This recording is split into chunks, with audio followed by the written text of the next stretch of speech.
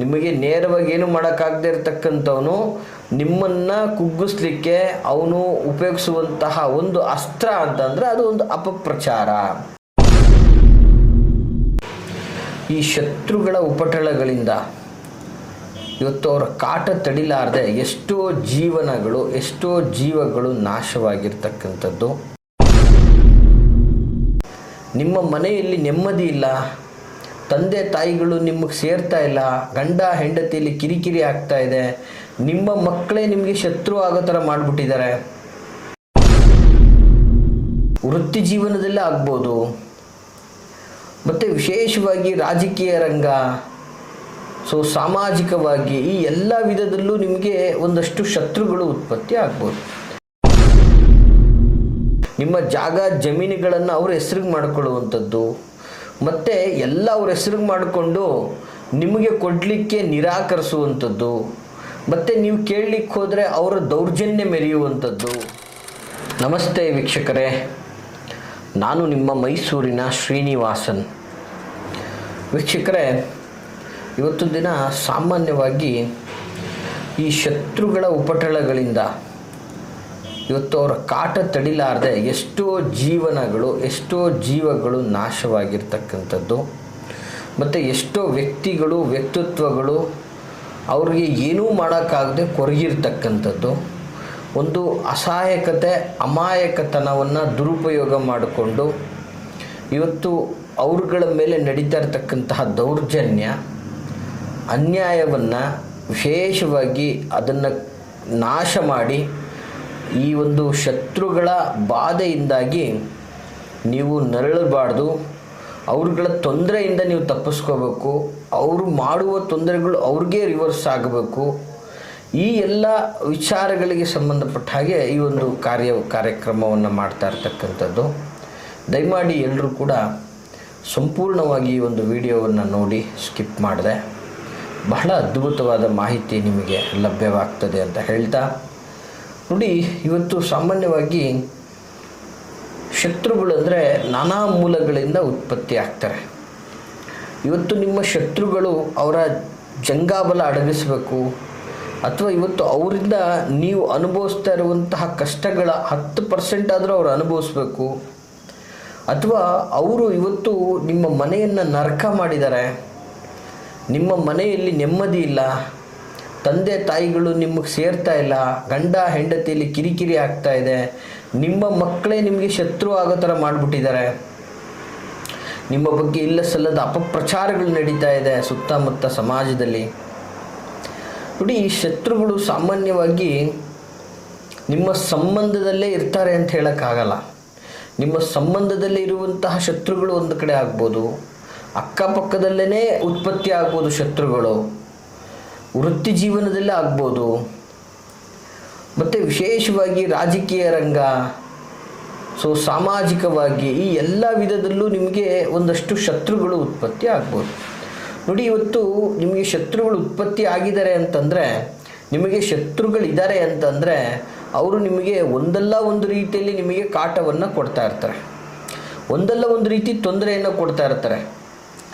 ಅಂದರೆ ಲೈಕ್ ನಿಮಗೆ ಉದ್ಯೋಗದಲ್ಲೇ ಇದ್ದಾರೆ ಅಂದರೆ ನಿಮ್ಮ ಮೇಲಧಿಕಾರಿಗಳಿಗೆ ನಿಮ್ಮ ಮೇಲೆ ಇಲ್ಲ ಸಲ್ಲದ ಚಾಡಿಗಳನ್ನು ಹೇಳುವಂಥದ್ದು, ಅಥವಾ ನಿಮ್ಮ ಒಂದು ಸೌಮ್ಯ ಸ್ವಭಾವವನ್ನು, ನಿಮ್ಮ ಮುಗ್ಧತೆಯನ್ನು ಬಳಸ್ಕೊಂಡು ಅತಿ ಹೆಚ್ಚು ವರ್ಕ್ ಪ್ರೆಷರ್ ನಿಮಗೆ ಕೊಡುವಂಥದ್ದು, ಅಥವಾ ಸಂಬಂಧದಲ್ಲಿ ಶತ್ರುತ್ವಗಳು ಹೆಚ್ಚಾಗಿದೆ ಅಂತಂದರೆ ನಿಮ್ಮ ಬಾಯಿ ಬಡಿದು ನಿಮ್ಮನ್ನು ಮಂಕ್ ಮಾಡಿ, ನಿಮ್ಮ ಬಗ್ಗೆ ನಿಮ್ಮ ತೇಜೋವಧೆ ಮಾಡಿ, ನಿಮ್ಮ ಆಸ್ತಿ ಪಾಸ್ತಿಗಳನ್ನು ಕಬಳಿಸ್ಕೊಳ್ಳುವಂಥದ್ದು, ನಿಮ್ಮ ಜಾಗ ಜಮೀನುಗಳನ್ನು ಅವ್ರ ಹೆಸ್ರಿಗೆ ಮಾಡಿಕೊಳ್ಳುವಂಥದ್ದು, ಮತ್ತು ಎಲ್ಲ ಅವ್ರ ಹೆಸ್ರಿಗೆ ಮಾಡಿಕೊಂಡು ನಿಮಗೆ ಕೊಡಲಿಕ್ಕೆ ನಿರಾಕರಿಸುವಂಥದ್ದು, ಮತ್ತು ನೀವು ಕೇಳಲಿಕ್ಕೆ ಹೋದರೆ ಅವರ ದೌರ್ಜನ್ಯ ಮೆರೆಯುವಂಥದ್ದು, ನಿಮಗೆ ನಿಮ್ಮ ಪಾಲಿನ ಒಂದು ಆಸ್ತಿ, ಅಂತಸ್ತು, ಜಾಗ, ಮನೆ ಅಥವಾ ಸೈಟು, ಭೂಮಿ, ಈ ಎಲ್ಲ ವ್ಯವಸ್ಥೆಯಲ್ಲಿ ನಿಮ್ಮ ಪ್ರಾಮಾಣಿಕತೆಗೂ ಮೀರಿ ನೀವು ಬಗ್ಗಿದ್ರೂ ಕೂಡ, ನೀವು ತಗ್ಗಿ ಬಗ್ಗಿ ಅವರಿಗೆ ಹೆದರಿ ನಡೆದ್ರೂ ಕೂಡ ನಿಮ್ಮ ಕೈಗೆ ಸೇರದೇ ಇರುವಂಥದ್ದು. ಅಂದರೆ ನಿಮ್ಮ ಕೈಗೆ ಸೇರಲೇಬಾರ್ದು, ನೀವು ಉದ್ಧಾರನೇ ಆಗಬಾರ್ದು ಅಂತ ಕಿರಿಕಿರಿ ಕೊಡ್ತಾ ಇರ್ತಾರೆ. ಮತ್ತು ನೀವು ಕಷ್ಟಪಟ್ಟು ದುಡಿಬೇಕು, ನೀವೇ ಶ್ರಮ ಪಡಬೇಕು, ನೀವೇ ದುಡಿಬೇಕು, ಆದರೆ ದುಡಿದಿದ್ದ ಲಾಭ ಮಾತ್ರ ಅವ್ರು ತಿನ್ನಬೇಕು ಅನ್ನುವಂಥ ವ್ಯವಸ್ಥೆ. ಈ ಥರದ ಒಂದಷ್ಟು ಹಿತಶತ್ರುಗಳು ಸಹ ಇರ್ತಾರೆ. ಅದಲ್ಲದೆ ಈ ಕೆಲವೊಂದು ಸಿಟಿ ಲೈಫ್ಗಳಲ್ಲಿ ನಾವು ನೋಡ್ತಾ ಇರ್ತೀವಿ, ಕೆಲವೊಂದು ಕಡೆ ಸಿಟಿಗಳಲ್ಲಿ ಅಕ್ಕಪಕ್ಕದಲ್ಲಿ ಒಂದು ಸ್ವಲ್ಪ ಕಾರ್ ಆ ಕಡೆ ನಿಲ್ಲಿಸಿದ್ರು, ಇಲ್ಲಾಕೆ ನಿಲ್ಲಿಸಿದ್ರಿ, ನಿಮ್ಮ ಮನೆ ಮುಂದೆ ನಿಲ್ಲಿಸ್ಕೊಳ್ಳಿ, ಆ ಥರ ಜಗಳ. ಸೊ ಮನೆ ಮುಂದೆ ಏನೋ ಒಂಚೂರು ನೀರು ಹಾಕಿದ್ವಿ, ಈ ಕಡೆ ಯಾಕೆ ನೀರು ಹಾಕ್ತಾ ಇದ್ದೀರಾ, ನಿಮ್ಮ ಮನೆ ಮುಂದೆ ನೀವು ನೀರು ಹಾಕ್ಕೊಳ್ಳಿ, ಈ ಥರದ ಒಂದು ಕಿರಿಕಿರಿ. ಸೊ ಏನೋ ಒಂದು ಸಣ್ಣದಾಗಿ ಏನೋ ಬಿತ್ತು, ಏನೋ ಆಯಿತು, ಅದಕ್ಕೆ ಸುಮ್ಮನೆ ಕಿರಿಕಿರಿ ಮಾಡ್ತಾ ಇರ್ತಾರೆ. ಒಂದು ಪ್ರೀತಿ, ಒಂದು ಒಂದು ಅಕ್ಕಪಕ್ಕ ಸಹಬಾಳ್ವೆ ಅಂತಕ್ಕಂಥದ್ದು ಇರಲ್ಲ. ಏನಾದರೂ ಮಾಡ್ತು ಅಂದರೆ ಸುಮ್ಮನೆ ಏನೋ ಕಂಪ್ಲೇಂಟ್ ಮಾಡಿಬಿಡೋದು. ಒಂದೇನೋ ಸಣ್ಣದಾಗಿ ಕಸ ಹಾಕ್ಬೇಕಾದ್ರೆ ಬಿತ್ತು, ಅದನ್ನು ತಗೊಂಡೋಗ್ತೀವಿ ಅಂದ್ರೂ ಕೇಳಲ್ಲ, ಆಗಲೇ ಜಗಳ ಸ್ಟಾರ್ಟ್ ಮಾಡ್ತಾರೆ, ಕಿರ್ಚಾಟ ಸ್ಟಾರ್ಟ್ ಮಾಡಿಬಿಡ್ತಾರೆ. ಸೊ ನಮ್ಮ ಮನೆಯಲ್ಲಿ ನಾವೇ ಏನೋ ಒಂದು ಸ್ವಲ್ಪ ಜೋರಾಗಿ ಮಾತಾಡಿದ್ರೆ ಯಾಕ್ರಿ ಈ ಥರ ಮಾತಾಡ್ತಾ ಇದ್ದೀರಾ ಅಂತ ಕಿರಿಕಿರಿ ಸ್ಟಾರ್ಟ್ ಮಾಡ್ತಾರೆ. ಅಂದರೆ ಒಂದು ರೀತಿಯಲ್ಲಿ ನಿಮ್ಮ ಮನೆಯಲ್ಲೇ ನೀವು ಸ್ವತಂತ್ರವಾಗಿರಲಿಕ್ಕೂ ಕೂಡ ಅಕ್ಕಪಕ್ಕದವ್ರನ್ನ ಕಂಡು ಭಯದಿಂದ ಬದುಕುವಂಥ ಪರಿಸ್ಥಿತಿ ಆಗ್ತಾ ಇರ್ತದೆ. ಮತ್ತು ಕೆಲವೊಂದು ಬಾರಿ ಏನಾಗ್ತಾ ಇರ್ತದೆ, ಈ ಸಂಬಂಧ ಬಂಧು ಮಿತ್ರ ಅಥವಾ ಕುಟುಂಬ ವರ್ಗ ಅಣ್ಣ ತಮ್ಮಂದಿರ ವ್ಯವಸ್ಥೆಯಲ್ಲಿದ್ದಾಗ ಅವ್ರುಗಳು ಅಭಿವೃದ್ಧಿ ಆಗಬೇಕು, ನೀವು ಮಾತ್ರ ಅಭಿವೃದ್ಧಿ ಆಗಬಾರ್ದು. ನೀವು ಅಭಿವೃದ್ಧಿ ಆಗ್ತಾ ಇದ್ದೀರಾ ಅಂದರೆ ಅವ್ರಿಗೆ ಹೊಟ್ಟೆ ಕಿಚ್ಚು ಸ್ಟಾರ್ಟ್ ಆಗಿಬಿಡುತ್ತೆ. ಹೀಗಾಗಿ ಅವರ ಎಲ್ಲ ಕೆಲಸಗಳು ನಿಮ್ಮ ಮೇಲೆ ಹಾಕ್ಬಿಡೋದು ಹೊರೆ. ನೀವು ಅವ್ರದ್ದೇ ಕೆಲಸ ಮಾಡ್ತಾ ಇರಬೇಕು, ನಿಮ್ಮ ಜೀವನ ವೈಯಕ್ತಿಕ ಬದುಕು ನೋಡಲೇಬಾರ್ದು, ಈ ಥರ ವ್ಯವಸ್ಥೆ. ನಿಮ್ಮ ಹೆಂಡತಿ ಮಕ್ಕಳು ಅವ್ರ ಜೀವನ ವ್ಯವಸ್ಥೆ ನೀವು ನೋಡಲೇಬಾರ್ದು, ಬರೀ ಅವ್ರ ಹೆಂಡತಿ ಮಕ್ಕಳು ಅವ್ರ ಜೀವನದ ವ್ಯವಸ್ಥೆನೇ ನೋಡ್ತಾ ಹೋಗಬೇಕು, ಈ ಥರದ ಪರಿಸ್ಥಿತಿ. ಹೀಗೆ ನಾನಾ ವಿಧದಲ್ಲೂ ತೊಂದರೆಗಳನ್ನು ಕೊಡ್ತಾ ಇರ್ತಾರೆ.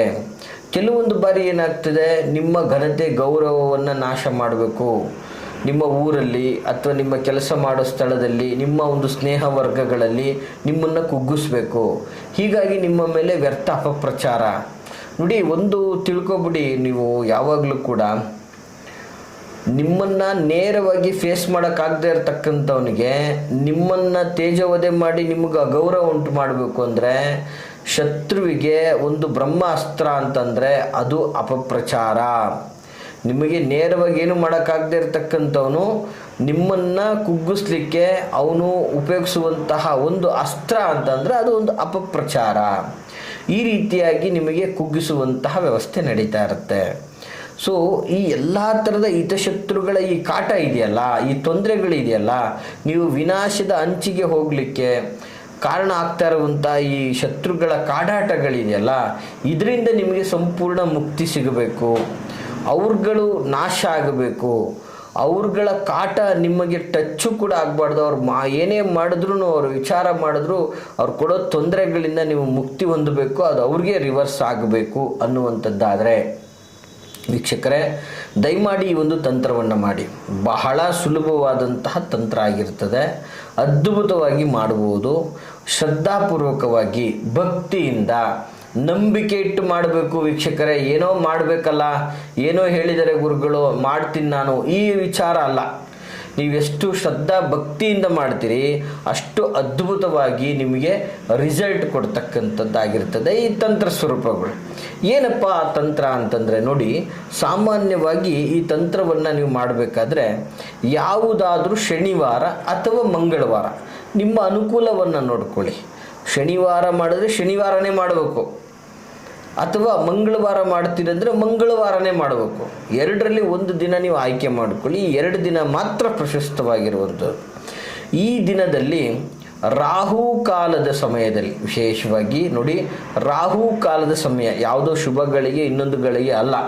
ಇದು ಶತ್ರುಗಳ ಸಮಸ್ಯೆಗಳಿಂದ ಮುಕ್ತಿ ಹೊಂದಲಿಕ್ಕೆ ಅಥವಾ ಶತ್ರುಗಳಿಂದ ದೂರ ಉಳಿಲಿಕ್ಕೆ, ಶತ್ರುಗಳನ್ನು ನಾಶ ಮಾಡಲಿಕ್ಕೆ ಆಗಿರೋದ್ರಿಂದ ರಾಹು ಕಾಲದ ಸಮಯದಲ್ಲಿ ವಿಶೇಷವಾಗಿ ಒಂದು ಎಕ್ಕದ ಎಲೆಯನ್ನು ತೆಗೆದುಕೊಂಡು ಬರಬೇಕು. ಸಾಮಾನ್ಯವಾಗಿ ನಿಮಗೆ ಗೊತ್ತೇ ಇದೆ, ಎಲ್ಲ ಕಡೆ ಸಿಗುತ್ತೆ ಆಯಿತಾ, ತುಂಬ ಕಡೆ ಇದು ಎಕ್ಕದ ಎಲೆ ಸಿಕ್ಕೇ ಸಿಗುತ್ತೆ. ಒಂದು ಶುಭ್ರವಾದಂತಹ ಶುಚಿಯಾದಂತಹ ಒಂದು ಎಕ್ಕದ ಎಲೆಯನ್ನು ತೆಗೆದುಕೊಂಡು ಬನ್ನಿ. ಸೊ ಈ ಎಕ್ಕದ ಎಲೆಯನ್ನು ತೆಗೆದುಕೊಂಡು ಸ್ವಲ್ಪ ಬೇವಿನ ಎಣ್ಣೆ ಮತ್ತು ಸಾಸಿವೆ ಎಣ್ಣೆ, ನೋಡಿ ವೀಕ್ಷಕರೇ, ದಯವಿಟ್ಟು ಇದನ್ನು ನೋಟ್ ಮಾಡ್ಕೊಳ್ಳಿ. ಬೇವಿನ ಎಣ್ಣೆ ಮತ್ತು ಸಾಸಿವೆ ಎಣ್ಣೆ, ಈ 2 ಎಣ್ಣೆ ಆಗಬೇಕು. ಈ 2 ಎಣ್ಣೆಯನ್ನು ಸ್ವಲ್ಪ ಮಿಕ್ಸ್ ಮಾಡ್ಕೊಳ್ಳಿ. ಮೊದಲನೇದಾಗಿ ಈ 2 ಎಣ್ಣೆಗಳನ್ನು ಮಿಕ್ಸ್ ಮಾಡಿಕೊಂಡಿದ ನಂತರ ನಿಮ್ಮ ಒಂದು ಮಧ್ಯದ ಬೆರಳಿನಿಂದ ನೋಡಿ, ವಿಶೇಷವಾಗಿ ಇದು ಮಧ್ಯದ ಬೆರಳು.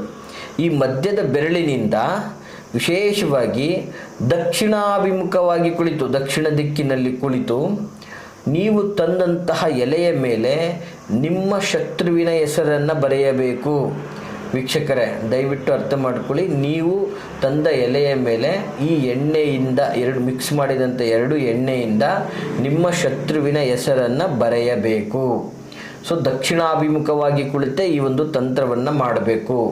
ಹೀಗೆ ಬರೆದ ನಂತರ ಆ ಒಂದು ಶತ್ರುವಿನ ಹೆಸರು, ಆಕಾರ, ವಿಕಾರ, ವ್ಯವಸ್ಥೆಯನ್ನೆಲ್ಲ ಮನದಲ್ಲಿ ನೆನೆಸ್ಕೊಂಡು ಸಂಪೂರ್ಣವಾಗಿ ಆ ಎಲೆಯ ಮೇಲೆ ವಿಶೇಷವಾಗಿ ಒಂದು ದಪ್ಪ, ಅಂದರೆ ಪಚ್ಚ ಕರ್ಪೂರ ಅಂತ ಹೇಳ್ಬೋದು, ಅಥವಾ ಭೀಮಸೇನೆ ಕರ್ಪೂರ ಅಂತ ಹೇಳ್ಬೋದು, ಪಚ್ಚ ಕರ್ಪೂರ ಅಂತ ಹೇಳಿದ್ರು ಕೊಡ್ತಾರೆ. ಒಂದು ಸ್ವಲ್ಪ ಜಾಸ್ತಿ ದಪ್ಪವಾಗಿರೋ ಕರ್ಪೂರವನ್ನು ಇಟ್ಟು ಆ ನಿಮ್ಮ ಶತ್ರುವಿನ ಒಂದು ಆಕಾರ, ವಿಕಾರ, ಹೆಸರು, ವ್ಯವಸ್ಥೆ ಎಲ್ಲವನ್ನು ನೆನೆಸ್ಕೊಂಡು ಅದನ್ನು ಸಂಪೂರ್ಣವಾಗಿ ಮನದಲ್ಲಿ ಸಂಕಲ್ಪ ಮಾಡಿಕೊಂಡು ಅದನ್ನು ಬೆಂಕಿ ಕಸಬೇಕು. ಈ ರೀತಿಯಿಂದ ನೀವು ಮಾಡೋದ್ರಿಂದ ಆ ಎಲೆ ದಗದಗನೆ ಸಂಪೂರ್ಣವಾಗಿ ನಾಶವಾಗಿ ಹೋಗ್ತದೆ. ಇದರಿಂದ ನಿಮಗೆ ಆ ಶತ್ರು ನಿಮ್ಮನ್ನು ತೊಂದರೆ ಕೊಡಬೇಕಂದ್ರೂ ಯೋಚನೆ ಮಾಡ್ತಾನೆ. ಅವನ ಕೊಡುವಂತಹ ಕಾಟದಿಂದ ನೀವು ಮುಕ್ತಿ ಹೊಂದ್ಬೋದು. ಅವನ ಯಾವುದೇ ಥರದ ಒಂದು ತಂತ್ರಗಳು ನಿಮ್ಮ ಮುಂದೆ ನಡೆಯಲ್ಲ, ಮತ್ತು ಅವನು ಏನೇ ಮಾಡೋಕ್ಕೋದ್ರೂ ಅದು ಅವನಿಗೆ ರಿವರ್ಸ್ ಆಗ್ತದೆ ಅಂತ ಹೇಳ್ತಾ, ಅದ್ಭುತವಾದಂತಹ ಈ ಒಂದು ಶತ್ರುವಿನ ಉಪಟಳದಿಂದ ಬಚಾವಾಗುವಂತಹ ಉಪಾಯವನ್ನು ಬಳಸ್ಕೊಂಡು ನಿಮ್ಮ ಜೀವನವನ್ನು ಸಮೃದ್ಧಿಯನ್ನು ಮಾಡಿಕೊಳ್ಳಿ ಅಂತ ಹೇಳ್ತಾ, ಈ ಮಾಹಿತಿ ತಮಗೆ ಇಷ್ಟವಾಗಿದ್ದರೆ ವೀಕ್ಷಕರೇ ಲೈಕ್ ಮಾಡಿ. ಹಾಗೆ ಯಾರೆಲ್ಲ ತುಂಬ ಸಂಕಷ್ಟ, ತುಂಬ ಒಬ್ಬರಿಂದ ತೊಂದರೆ ಅನುಭವಿಸ್ತಾ ಇದ್ದಾರೆ ಅಂತಂದರೆ ಅಂಥವ್ರಿಗೆ ತಪ್ಪದೇ ಈ ಒಂದು ವಿಡಿಯೋವನ್ನು ಶೇರ್ ಮಾಡಿ. ಒಂದು ವ್ಯಕ್ತಿಯ ಜೀವನವನ್ನು ಉದ್ಧಾರ ಮಾಡಿದಂತಹ ಪುಣ್ಯ ನಿಮಗೆ ಸಿಗ್ತದೆ ಅಂತ ಹೇಳ್ತಾ, ಹಾಗೆ ನಿಮಗೆ ಯಾವುದೇ ಥರದ ವೈಯಕ್ತಿಕ ಸಂಕಷ್ಟಗಳ ಪರಿಹಾರಕ್ಕಾಗಿ ನಮ್ಮೊಟ್ಟಿಗೆ ನೀವು ಮಾತಾಡಬೇಕು ಅಥವಾ ನಮ್ಮನ್ನು ಭೇಟಿಯಾಗಬೇಕು ಅನ್ನೋದಾದರೆ ನಾವಿರುವಂಥದ್ದು ಮೈಸೂರಿನ ವಿಜಯನಗರ 2ನೇ ಹಂತ KD ಸರ್ಕಲಲ್ಲಿ ನಮ್ಮ ಕಚೇರಿ ಇರತಕ್ಕಂಥದ್ದು. ತಾವು ನೇರವಾಗಿಯೂ ಸಹ ಬಂದು ನಮ್ಮನ್ನು ಭೇಟಿಯಾಗ್ಬೋದು ಅಂತ ಹೇಳ್ತಾ, ಬರುವ ಮುನ್ನ ವಿಡಿಯೋದಲ್ಲಿ ಕಾಣ್ತಾ ಇರತಕ್ಕಂತಹ ಸಂಖ್ಯೆಗೆ ಕರೆ ಮಾಡಿ ನಾವಿರುವ ಸಮಯವನ್ನು ಖಚಿತಪಡಿಸ್ಕೊಂಡು ಬನ್ನಿ ಅಂತ ಹೇಳ್ತಾ, ಎಲ್ರಿಗೂ ಶುಭವಾಗಲಿ. ನಮಸ್ಕಾರ.